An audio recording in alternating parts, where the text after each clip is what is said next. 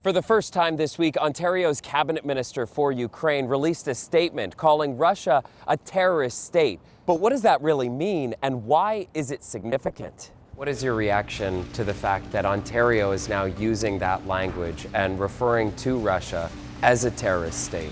It's great to see elected officials showing the backbone that's required. Canada's Ukrainian community has been calling on governments to designate Russia a state sponsor of terrorism since May of 2022, Ontario becoming the first to do it. It's high time that we call things by their true names. How many dead Ukrainians will it take for the West to show the resolve that's required to deal with this global threat?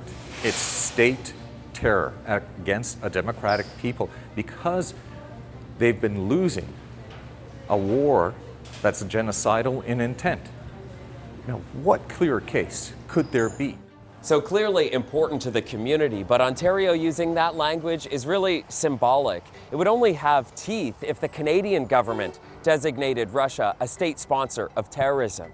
What does a state sponsor of terrorism actually mean? It has both political and legal implications. Politically, it signals a condemnation of a state's actions. Legally, it can restrict trade and diplomatic relations, and it allows citizens to launch legal action against a designated terrorist state. So far, Latvia, Estonia, Lithuania, Poland, and Czechia have done it, but Canada and the U.S. have not. Why would it be that they haven't taken this step? We have a great strength in the West, and that is that we prefer to negotiate rather than to enter into conflict.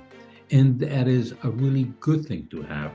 But the sad reality is that sometimes when you are faced with certain kind of nefarious actions on a scale that Russia is engaging in, there is no more diplomatic room left. That fear of a terrorism designation ending the chance for a peace agreement is something that Ukrainians in particular are really bristling at.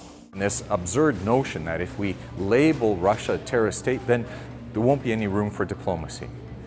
What sort of diplomacy are we talking about?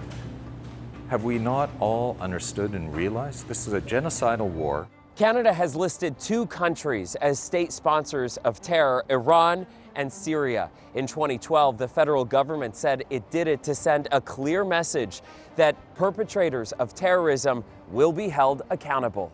How can Canada justify calling Iran and Syria terrorist states, but not Russia? Iran and Syria are not nuclear powers. Russia's nuclear capabilities are another reason governments like Canada are reluctant to designate it a terrorist state. But the Ukrainian community insists it is a matter of backbone and time. Ukraine has to win this war outright. We need to provide the weaponry, and we clearly need to provide the framework, including the legislation, to designate Russia as a terrorist state.